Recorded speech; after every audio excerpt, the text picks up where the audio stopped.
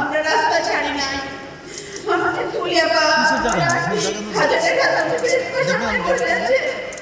আমার মা এসেছে সেখান থেকে, তার দুই চোখে অন্ধ হয়ে গিয়েছিল, একটা চোখ অপারেশন করে ঠিক হয়েছে, আর একটা চোখ ঠিক হবে না কখনোই। আমার মাকে আমি বলেছি, আম্মা তুমি এই সময় কষ্ট করে বলে, মা তুমি কি বলো, আমি আমার আরেক ছেলে তারেক রহমানকে একটু দেখতাম, তুমি আমার না করো না মা, আমি তাকে না করতে পারি নাই। আম্মা, মা, আম্মা দাঁড়াও না, ভাই এই যে সামনে বসে আছে, মা তোমার ছেলে, মা মা তোমার সন্তান।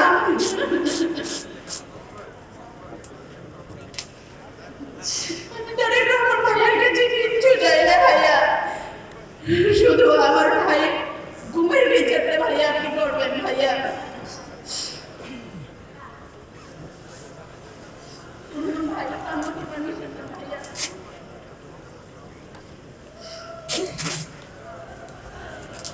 আমাদের চৌধুরী আলম ভাইয়ের ছেলে